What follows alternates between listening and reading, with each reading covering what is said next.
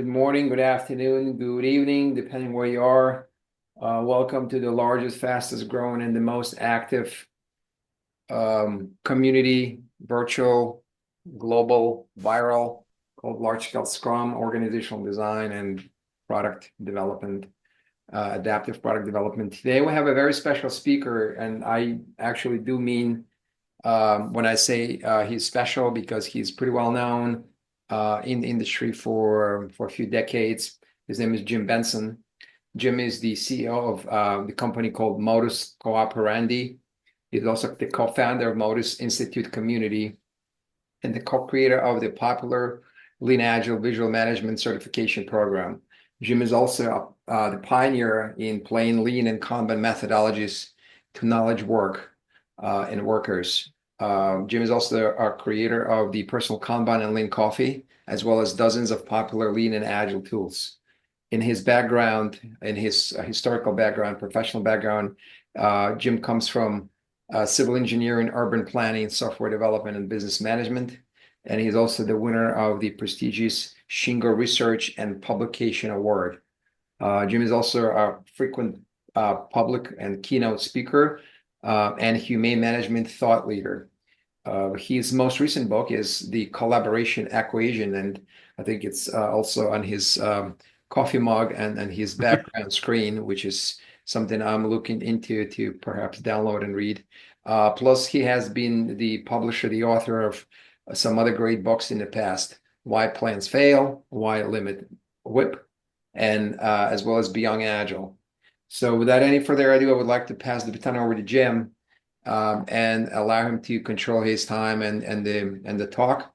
My only kind ask to the community, to the crowd, to the audience, please keep your mics off and your cameras on as much as you can. Okay. With that, Jim, over to you. Thank you. Thanks, Gene. Yeah, there was a lot in that intro, but there are two things that aren't in that intro. One is which Joel is presenting for you today, because I have not seen that shirt in anything other than my closet in a very long time. But we put on these things called Kaizen camps, which are kind of like unconferences, but entirely run with Kanban, basically entirely run with lean coffees. They're a lot of fun. In 2013, Tony Ann, my business partner, and I did 17 of them around the world, and we got so burnt out that we didn't do another one, but people are trying to drag us back into it. So you might see that show up again. I do a lot of work in visual management, and when I go back to my history of being a musician or an urban planner, both of those were very visual things. You might think of music as just playing the instrument, but there's always a lot of visual that goes on when you're playing with a group of people. You need to watch them, keep track of them, have some eye contact, have some human interaction. But one of the biggest things for me was that I used visual management to stop a pandemic, which was pretty nice. It wasn't me alone, obviously. There was a lot of other angry AIDS activists doing the same thing. But I was a leader in the Names Project AIDS Memorial Quilt. This is what I looked like when I was younger and prettier and stuff. Sewing a panel right there.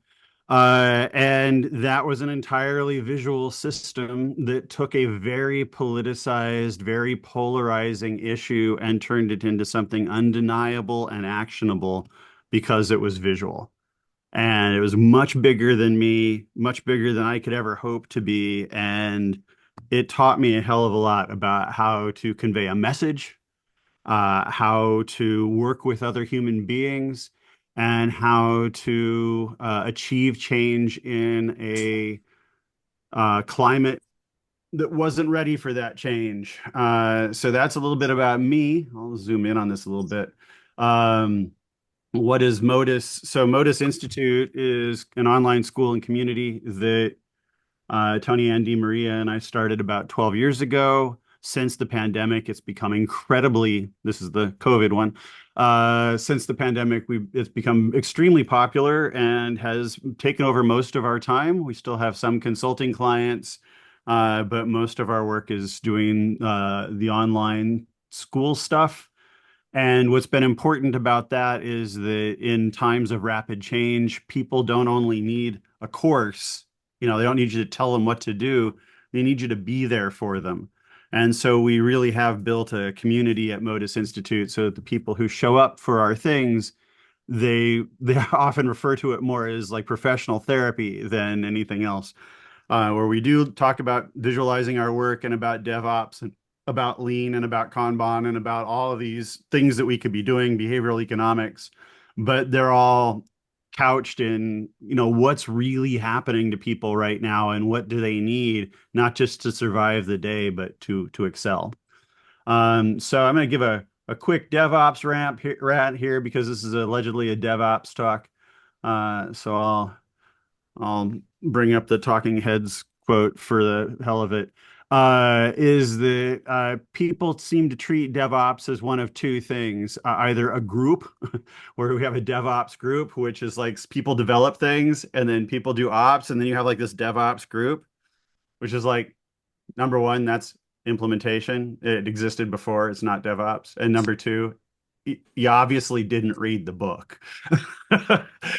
So it's antithetical to DevOps. But every time I go to DevOps conferences, people are like, yes, I'm a DevOps engineer. And it's like, well, bless your heart. So what DevOps is one thing and one thing only. It's people collaborating and recognizing that their silo isn't the end of their work, that when they're mapping their value stream, they're done isn't I'm sick of doing it or I've managed to inflict somebody else with my work, but it's that I done is that it's actually in the hand of the customer enjoys it, and it doesn't have a lot of maintenance costs.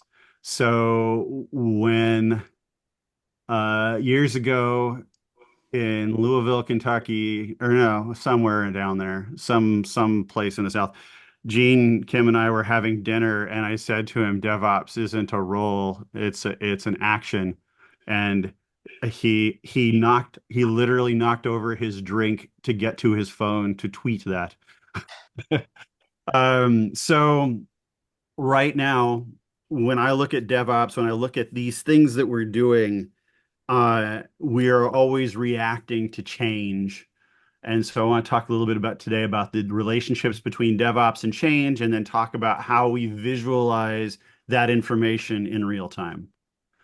So first column here, or first row, change hates you. Change does not care about you. Change will chase you down and beat you over the head. So change doesn't show up because we planned it. Let me do this. Page up. There we go.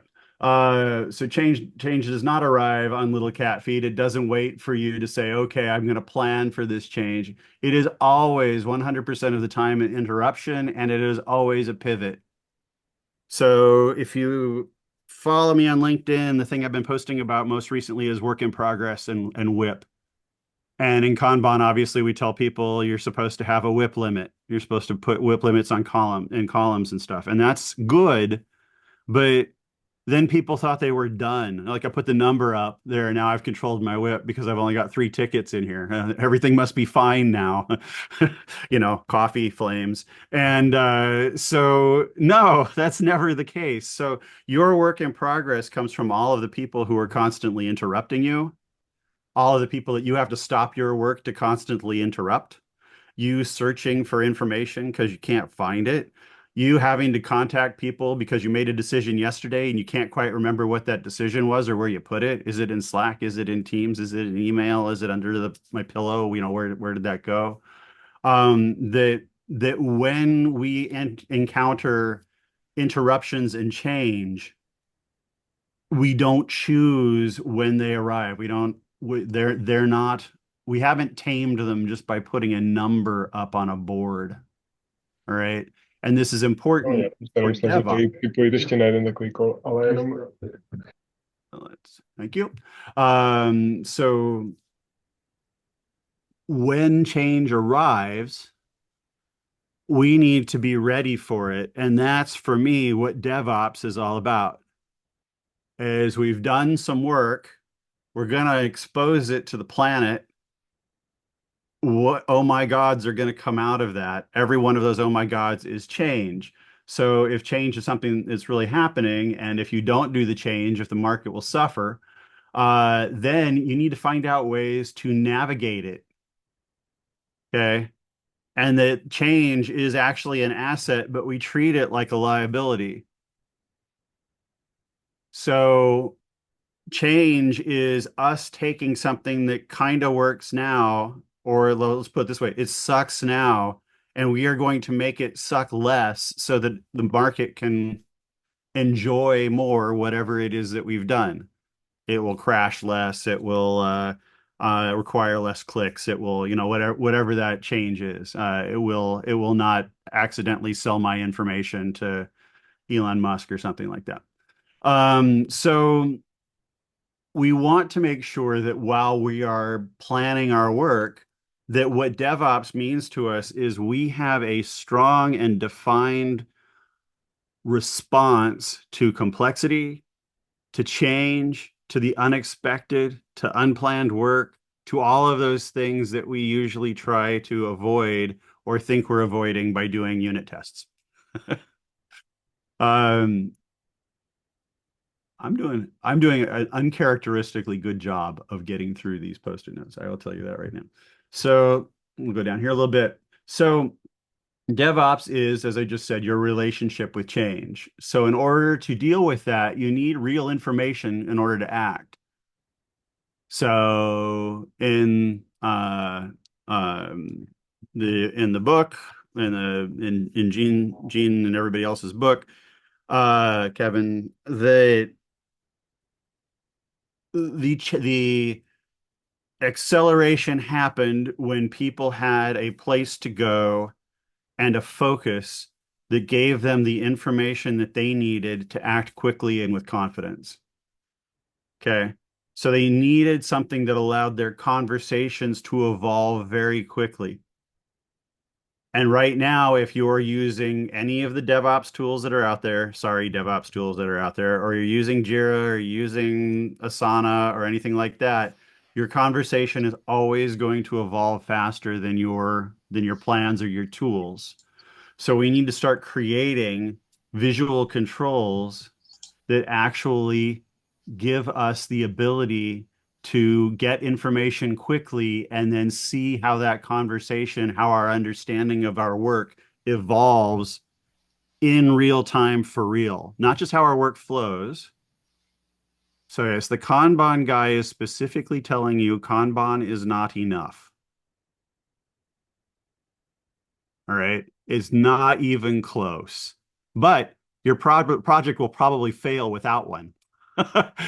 But it's the kernel, it's not the OS. So what does the OS look like? So let's take a look first at this puppy. Um, so this is what at Modus Institute we use when we're talking about how to build visual controls. And so every visual control needs to have some major combination of these 7 elements. It just says 7 elements because you might find 8 or 9 or 10 or 11 or 12 that you want to add. If anybody ever gives you a list and puts the at the beginning of it, they're probably just trying to sell you something. But here are 7 handy elements that actually build a system for a visual control. And like most things like this, it goes counterclockwise starting at 9 o'clock. So we start off with direction. Zoom in a little bit more. These are our plans, our backlogs, the known work, our baseline for what we're about to do. And sorry, Scrum people, you do need to have a baseline before the beginning of 2 weeks. You do actually need to understand your future a little bit, or otherwise you're going to be constantly engaged in nothing but short-term results. So we have plans of various sizes that include the work that's coming up and who is going to be collaborating with who at what time. So strangely enough, before you start work, you should probably know what other teams or your work impacts so that you can get together and plan with them so that you don't create your own dependencies. No dependencies accidentally happen. We create them all. They are 100% self-inflicted wounds. Okay. So then we move on to state. Easy for the Kanban, right? Who's doing what, who's collaborating with what, what's stuck, blah, blah, blah, blah, blah. But if your Kanban just tells you this, like it just gives you this, and then a done column, you lose. You know, if this was Willy Wonka, you'd be sucked into a tube or you'd turn into a grapefruit or something. You would not pass if you just stopped there. And this is where most people stop with Kanban.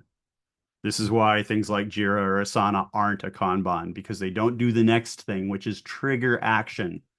So when something is stuck, when there is an indication that something is complex, when there is an indication that work should be collaborative, once there is a state change that would require an action, that requires a trigger that should be built into the system. The system should automatically throw that trigger that says, now's the time to pair, now's the time to swarm, now's the time to talk about this, now's the time to run screaming from the building, whatever it might be. But the system itself needs to do this because you and I never will. Our system one, system two thinking will never let us shift into six system two without a trigger. So Agile and lean and DevOps cannot exist without behavioral economics. Period. Because that's what we're fighting against. We're fighting against people's desire to minimize the amount of work that they have at any given time at the expense of actually doing their actual work. This is why continuous improvement and why technical debt and bug fixing always feels like extra work when it's actually our work that we didn't do to begin with, right? So we have triggers that say, okay, there's a state change, something weird happened. Now you got to do this. You know, maybe you might have to plan again in the middle of a sprint. Maybe you might need to pull that andon cord and stop the whole development team. Maybe, just maybe, I know this is crazy, but just maybe if you look at the board and you see that dev has 3 tickets in flight and testing has 72, that you might want to stop developing crap for a couple of days and help the testers do your work for you because the only reason there's 72 tickets there is because you didn't do the work right the first time. Um, I don't have any opinions about these things at all. You'll find that all of my work is completely placid and that I am just a dream to work with. All right. So then next, narrative. So we've had our plans. We did some stuff. Our work had contact with reality. We found out that there was some change. What happens normally? People do the change and then they go off to work and they pretend like, oh, they pretend like it never happened. Not good. So what we want to do instead is we want to make sure that the board captures the narrative of the work. Nothing bugs me more than a Kanban with a done column. You may as well call it garbage, round file, ignoring it now, never happened. What? WTF? You know, you can call it anything else, but the done column should always have multiple columns in it that allow you to divide out what you need to and don't need to address from your work. Did the work go right? Did the work have something funky happen to it? Was it a lot of fun and you want to try and do that again? Was it a nightmare? Did you not collaborate with people? Was it just not enjoyable and you want to outsource it? You know, what are the when you finish something, any task, what were the elements of that task that you would repeat and you wouldn't repeat? And if you can start to collect that up right away, you know, then all of a sudden you can start acting on these changes and create new process, new policies that are simply just things like, I'm never going to do that again. But if you don't capture that narrative information, you will never remember what you did. You will always underplan in the future whatever you're going to do next. And you will always be frustrated because you've never actually solved the root causes of your problems. And then when you do go to sell, you're gonna have to hire some moron like me who comes in and charges your company $30,000 to sit down for a week and do what you could have done in 15 seconds if you just would have tracked that work.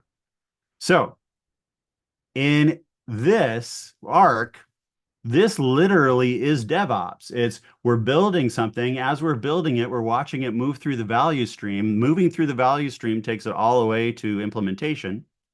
As things move through implementation, we will see or not see different state changes that require us to do some more work. And then we'll realize that we were planning 100% of our time back here when we should have been planning 50% of our time here and another 50% of our time here. And then as we plan 50% of our time here, we're going to learn what we had to change. Then we're going to do it right to begin with. And the next thing you know, we're planning 80% of our time here and 20% of our time here because we're actually doing our work right in the first place. Yay. So in the PDSA world, we've got kind of the P and the D, and now we're getting into the S and the A, which is the part that people normally miss. So S, study. Now we have a memory of what we're doing, of what we've done, how things have changed. And now as we go in to analyze it or to adjust, we have to do that through a set of filters. And the traditional filters are what went right, what went wrong, and what would I change or whatever. No. No, don't do that. Get in and actually analyze the work as a professional. So, what does the work that you just did mean to who you are as an individual, as a group, as the vision and the mission of your team, what you can and can't change in your zones of control and sphere of influence? How will changing that work improve you, correct things, allow people to learn, increase the quality? How will you improving things help you upskill, onboard people, interact with your team better, celebrate wins for real, engage in some human repair? Like, whoa, guys, like last sprint, you had like the worst sprint ever. Let's, here's a pat on the head, whatever it might be. I don't want to trigger anybody by having too extreme of a celebration. But how do you as a group ingest the change that is happening through who you are, who your team is, what you're building, who you're building it for? Not not overly analytical, but way more analytical than before, strangely enough. So if I ask you a bunch of questions like what went right or what went wrong, what you're going to do is you're going to do what they called in Seinfeld the Spongeworthy test from years and years ago, right? Like which of these things to measure is really worth me spending my time talking about? And that bar is so high that most people don't actually ever talk about the little things that could be improved. Or the converse happens. It's the problem is so bad that no one will ever touch it and they just focus on the superficial. So these filters allow us to ask real questions about, is this going to help us improve as people or the product improve? Is Do we as professionals believe that we should leave that crappy code there, et cetera? So anyway, that is the 7 elements of visual management. I will get you all a little image of it because I'm pretty chuffed about it. So if we go back up here, what are my tools? What do we do to do this? I think I'm gonna do this. I think I'm gonna get this done. So I'm just gonna grab this one over here and this one over here. So what I'll say right now is that when we build an Obeya or a mission control center or a big room or whatever we want to call it, when we gather all of these visual controls in one place, they are always more than the sum of their parts. All right. You cannot have DevOps without some sort of a visual room. I'm just going to step right out there and say that. Number one, you need a VSM at some point in there so that you know what it is that you're actually dev-appellating. But then the second thing is you actually need some place where the collaboration happens. And it can be virtual on Miro, it can be real, the real life, in meat space, as we used to say. But what do they look like? They look like these are my two favorite pictures down here. So I'm going to go to this one first because it's my favorite picture ever. Um, since you're all in New York, you will enjoy this. This was the building of the, at that time, Coney Island Hospital, and now is the building of the Ruth Bader Ginsburg Hospital. As all of you may or may not remember, at one point there was this event called Superstorm Sandy, which was basically like lots of water. And so lots of water showed up, and it literally made people at the Coney Island Hospital float around in their beds with no power, no air, no internet, no nothing. It was bad. It was a bad thing. So this hospital project came up, and it was partially funded by FEMA, partially funded by New York Health and Hospitals, but it had a finite budget and needed to be delivered on time.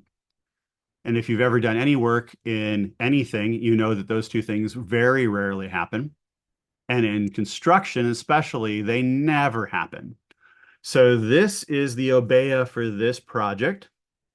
Um, in this project, Chris Christensen, who's the guy over here in the pink shirt, he at the beginning, very beginning of the project, when we were still in the offices in Tribeca, um, I miss those offices so bad. He came up with this thing, said we solve problems immediately and together. And this is the room in which they did that. So this room you can see has a Kanban over here for procurement. It has another little visualization down here. It has a heat map for when people are going to be on different floors at different times, working on different things. It's got some charts and graphs here for health and safety. It's got a timeline across the top, and then it's got these pictures. Okay. Right now, everybody is gathered in this room to deal with these pictures. So at the beginning of the project, as you all know, or mostly all know, that particular property is just a few blocks from the water. So it has a high water table. Well, it was even higher than we thought it was. So we got in to drop the initial pilings or footings for the building, and we found out that the water table was higher than it was. This poor guy shows up and he's expecting to just get absolutely nailed for that work. Um, not to put too fine a point on it, but construction is often extremely litigious, and they would rather be litigious sometimes than meet the schedule. Well, we couldn't do that here. So he came in and Chris said, no, sit down. We're going to solve this problem. And he's like, what? That never happens. And so all the people that you see gathered in this room have nothing, well, I shouldn't say all of them, but mostly all of the people in this room have nothing to do with this part of the project. All of these people are in different silos. Woodworking superintendent, ornamental metals superintendent, HVAC superintendent, but they solve problems immediately and together in this room. So as this project went forward, everyone in here, Anna, Sebastian, everybody in this room knew at any given point in time that if they ever had a problem, they wouldn't be hung out to dry. Literally 24/7 DevOps of the creation of an incredibly complex building. A building on a high water table, 2 blocks from the ocean that needed to withstand a 1,000-year storm. These people were so awesome. I can't even begin to praise them enough. So we solved this problem in a couple of days.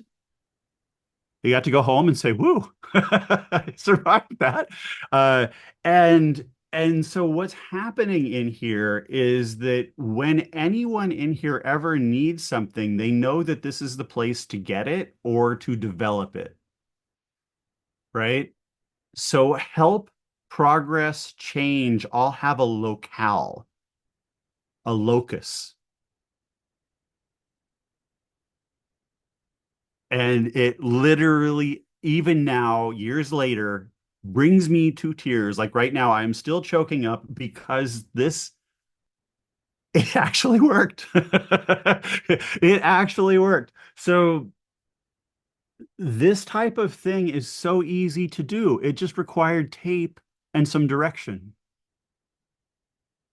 It required leadership buy-in, but it also required participation. So about a month after this, so this happens, I'm there obviously, right? And I'm standing there and I'm doing my work. But why am I there and why is that happening? Well, we're there because this was a problem and it was all hands on deck for the problem. So a couple weeks, maybe a couple months later, I show up. We're on the other side of this door out in the rest of the trailer. And I walk in, and Chris's desk was kind of off in the back, but I walk in, and Chris is sitting right at the front of the room. He's sitting like on this uncomfortable folding chair. And I come in and I said, okay, like today I want to do these things. And Chris is like, nah, just get coffee and sit down.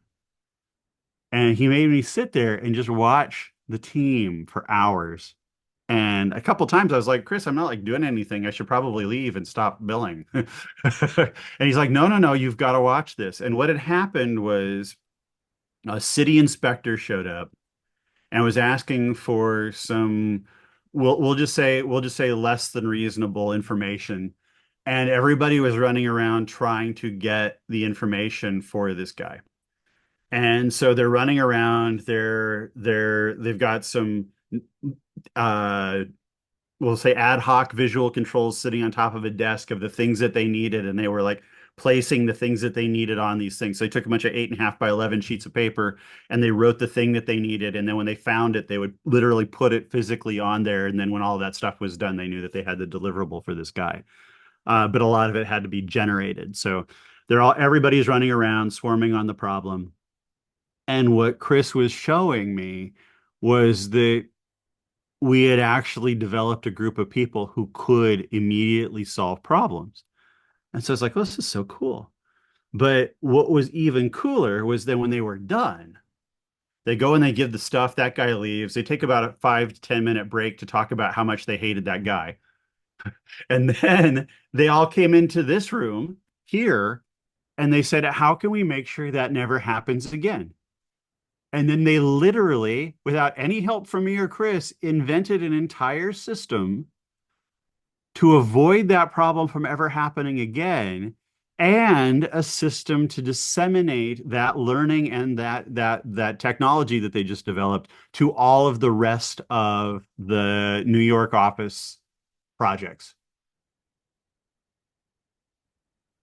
Holy crap. So wait, it gets better. So then so then they're working along and then COVID hits and all of the rest of the Turner construction sites worldwide call back to 375 Hudson and they say, what do we do? This group walked into this room, sat down and said, what do we do? And then their plan became the plan that was used for all of the other job sites. All right. So I can't make this clear enough. These people are not handpicked. Turner has tons of people. These people more or less arbitrarily came to this project, but they had access to these visualizations, a structure to use them, and then the corporate will to make sure that that use was consistent. That's DevOps. For me, this is all that DevOps will ever be. Um, and I'm gonna go over here now to avoid becoming to like decrease my fangirlness like by 15%. Um, so this is an Obeya, obviously at Dantherm Cooling. This is not in New York. This is in South Carolina. This is a company that does business to business heating and cooling systems. Um, and they uh, on their manufacturing floor, this is their Obeya. As you can see, it's very different than the one at Turner. It's much more polished, also much less flexible, but nonetheless very helpful.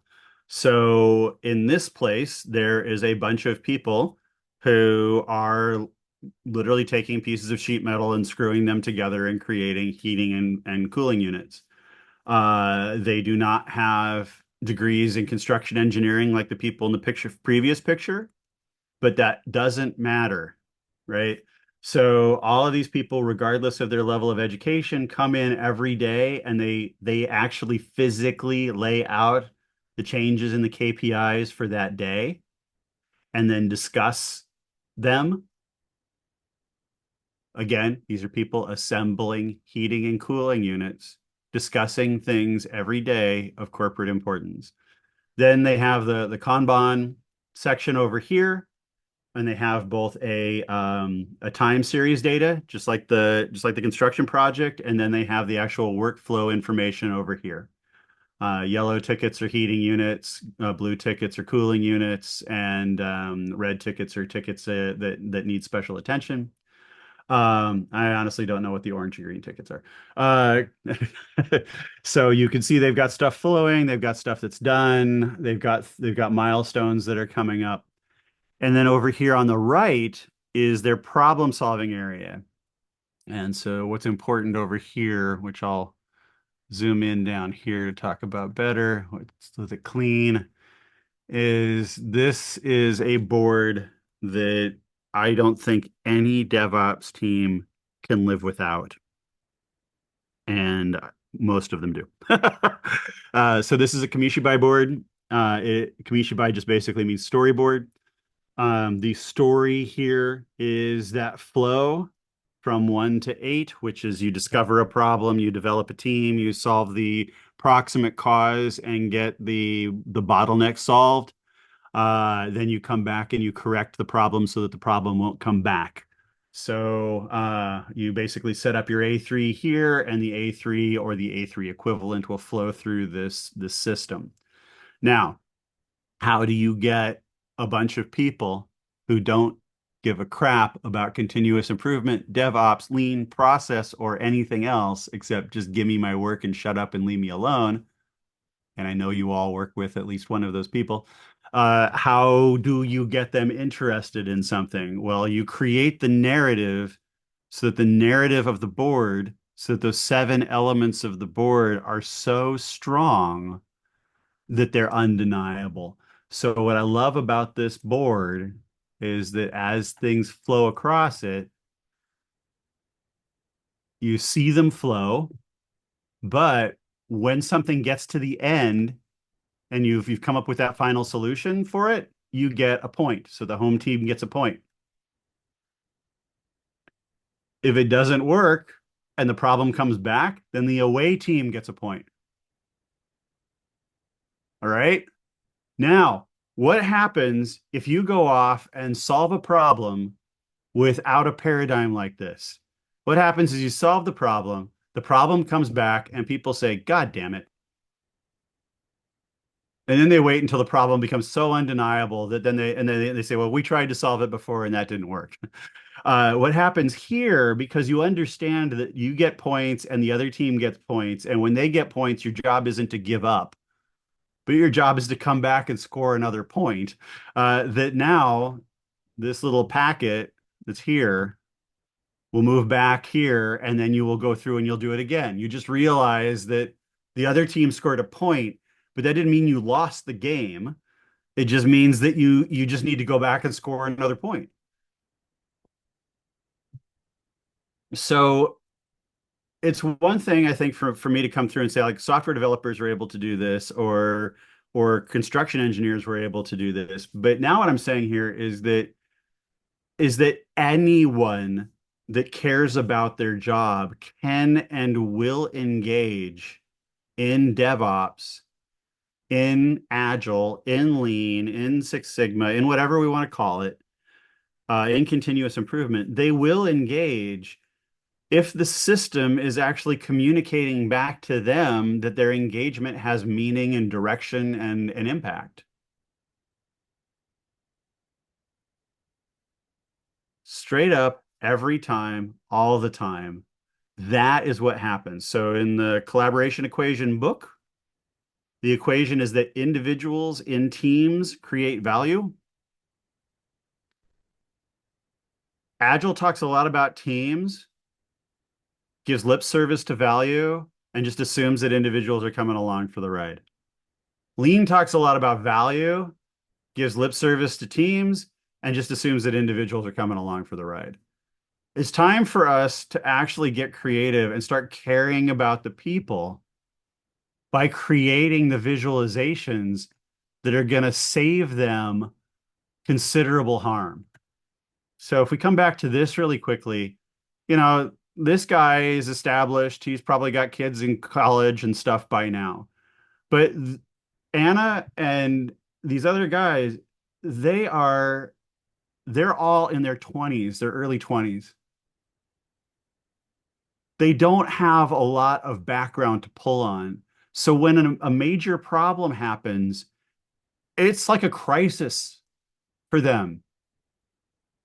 And if the platform for people helping each other isn't there, then people won't help them.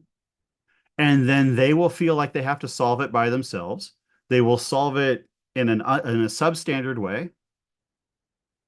And then they will feel like they failed because they haven't been supported. So a DevOps team is literally asking for just that treatment, right? So there's my little rant. There's my 25th little rant for the day. Oh, that's up here. All right. All right. So my rule kit here. So I have my tool kit. I've got my rule kit. I'm gonna land this on time, and I am unbelievably chuffed. Um, all right. There is a story that I've actually had verified has happened. So I thought it was apocryphal, but I've actually now had it verified that the story has happened. Is a bunch of people from GM go over to Toyota. They fly over, they get in their derp mobile and they drive over and they're like, oh, I'm at Toyota, derp, derp. And Toyota shows them the andon cord or the andon button. It says, all right, when something goes wrong here, we hit this button or we pull this cord, stops the line, and everybody swarms to solve the problem. And they're like, wow, that sounds really difficult. It's, well, saved us all this time and money, and it's why you're here. So you should listen to it. So the GM people go back to their plants, they install the andon cords, and people are pulling the andon cords all the time. And then a couple of years later, the Toyota people show up and they say, this really, really helped. Because when we first started this, we were pulling the cord like hundreds of times a day, and now we only pull a cord like once or twice a week.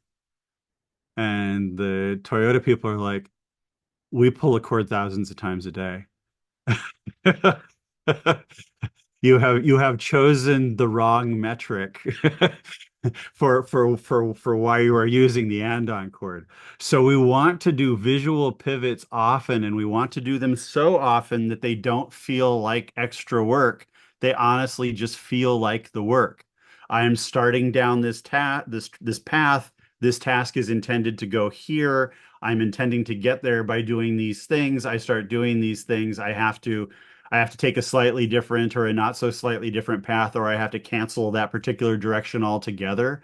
We want those things to happen as quickly as possible. Just straight up, good Kent Beck, cost of change is low thinking right there. This isn't for us, folks. This probably isn't rocket science, but as we know, no one does it. No Scrum team on Earth does this. They'll say they do, but they don't. Okay, the next thing is everyone is responsible. No one is accountable. Accountability models suck. Accountability is you never hold somebody accountable for doing something right. build a system that lets people know what the most responsible action is, give them the ability to take that most responsible action with confidence. And then when it doesn't work, you'll know that the system didn't work and that you don't have to hold that person accountable. Okay. We hold people accountable because we take our hands off the driver's off the shared wheel. Terrible analogy. All right, next one. Zero tolerance for suckage. We were once working with a group of women in Minnesota. Minnesota has Minnesota Nice. These women were responsible for maintaining the DOS version of a project of a thing that was like 35 years old. And no one paid any attention to them. They literally sat in this dark corner of the building with like these 486s, and they were so nice. And they were so nice that they would never change anything because they didn't want to rock the boat. So we got them all t-shirts that said zero tolerance for suckage because the word suckage was so naughty that at that point it gave them permission to do almost anything. And so um, find the find the vernacular, find the language of the team, the lingua teama, that where the team has some sort of identity that they're able to take certain words and certain things, build that into what we people call their own folksonomy, and then I'm going to use this word. I'll use this word in the gold rat sense. Exploit the hell out of that. Use that to build the identity of the team, but beware when you're doing that, the stronger the team is, the more the team is a silo. So always try and use that identity to leverage the responsibility of the team to break down silos, work closely with the other teams, and make sure that dependencies never happen. Every dependency creates the need for unnecessary complexity at the time of DevOps. All right. So if we go back to the Turner picture here, actually, we'll go to a different picture, which I have a few minutes to fumble around and find. I thought it was down there. That's so frustrating. Where are you, little picture? Well, shoot, is that it? That's not it. Well, darn it. Sorry, people recording. Yeah, I just totally wasted your time. There is a system in construction. I must have accidentally deleted it.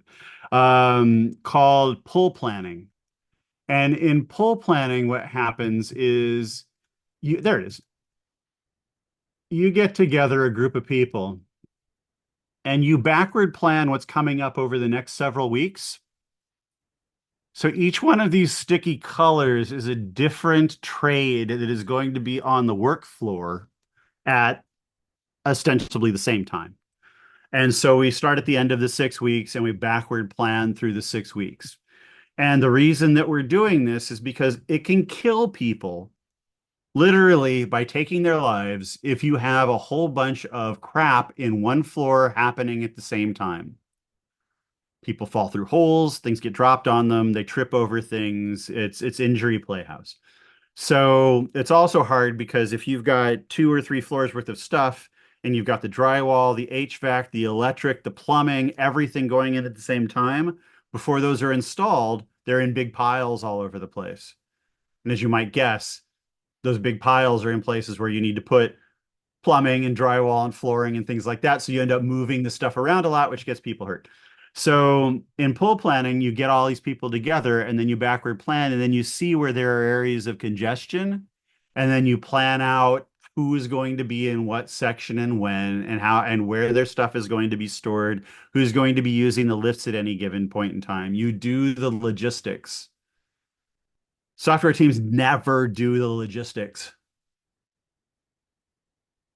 Okay, almost never. I won't do the categorical statement. But if we just did this, oh my God, what could we change? So the other thing is just to talk about this particular event. So she shows up, she's from the Steel Group, but the other guy that was here, who's off the picture, I came in, we had donuts, so he's in there eating the donuts. And first thing he says to me, I say to him, good morning, and he says, nice fucking donuts. And I was like, fucking thank you. And he says, great. And so I said, what are you here today? He says, I'm here today to figure out how Turner's going to screw me. And so he was literally there ready for a fight. And I said, well, the whole point of this is to make sure that you don't get screwed. He's like, yeah, I'll believe that when I see it. So we get in and we're building stuff through, and we get to a point where there's these areas of congestion. He goes up and he just goes on this 5 minute tirade. This is what I'm talking about. This is where my people get injured. This is where we blah blah blah blah blah blah blah blah blah blah. And Paul Dorsey, who's the top of the unflatteringly top of the head picture here, he's like, okay, well, let's solve this. And there was like this pause where the guy's like, what? Since when would you ever solve something? And then we solved it, and the guy was like, "Oh my God." It's like, why are you being so nice to me? So the last thing here, pulling it in just in the last few minutes, professionals collaborate. If you don't collaborate, you are not a professional. You're a very talented dick. All right. I'll leave you with that. Is that when we get together, like I have had the pleasure a countless times now of watching Herbie Hancock play live. And there's no one in the world that I've ever seen who is more professional than Herbie Hancock. He knows everything about his instrument.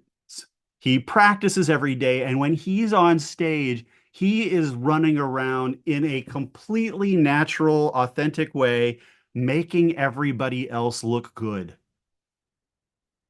It's insane. I think he's 85 now. So if you have the chance, go. Even if you don't like jazz, just go and watch him because he will teach you DevOps. He will teach you DevOps better than me or anybody else. Um, so that is it. That is the end. Well, I'll try to always end with Herbie Hancock. So I'm afraid that we now have exactly 2 minutes for questions, which, as Barbara will tell you, is pretty much my MO. It But has been great, but Jim. Yeah, let's give people maybe a couple minutes. I'll give 2, 3 minutes extra if people want to stay, but we'll cut after that. So if you want to ask any questions of Jim, please take this opportunity now.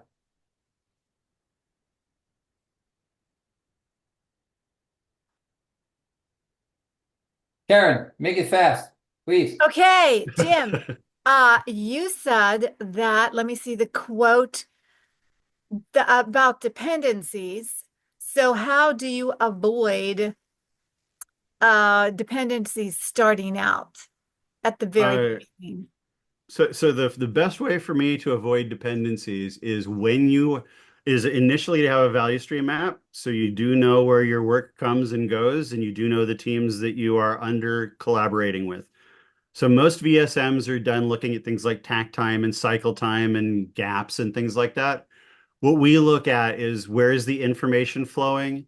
Where do people have to wait for others? Where are those collaborative bottlenecks? Because that's what we care about as software developers. So that's where I start. Then the next thing is to say that when anybody is planning any project, you figure out what the collaborative framework is or the collaborative demand is for any particular set of tasks. And then you make sure that you plan for those collaborations up front. In this sprint or in this cycle, or when we get to this section of the work, these three teams are going to have to come together and jointly plan out their work. Or this team is going to have to send over 2 developers to that team so that they're actually a cross-functional team for a change. And then they develop these things and then they go back home. But what happens in Agile all the time is that we develop incredibly strong teams. Those teams become overly defined. We're the security team. Oh, really? You're the cross-functional security team, are you? Uh, you're the security team. Well, you're gonna have to be loaning people out when they need to have security needs. You can't just sit there and have them send you Jira requests to be more secure. Okay, thanks. I do have the collaboration equation. Is that there, or is there something Aaron, just want else? to make sure we're fair. There was one more hand, so Yeah, very and yes, little it is time. there. Thank you. Hey, Thank you. Michael. Reach out to Jim directly. Michael, quick question from you. Yeah, I just had a question regarding the bottlenecks. What's the best way to minimize that in terms of like the collaboration where each team would come together for the projects and delegating tasks and that certain, I don't know, I'm just kind of coming about it as general also. Yeah, so what I would say is that when you found that bottleneck, what you found is a joint project to remove the bottleneck. So if we go through, if we take the goal as an example, or we take um, uh, uh, the the the Phoenix project as an example, because the Phoenix project is basically just a rewrite of the goal.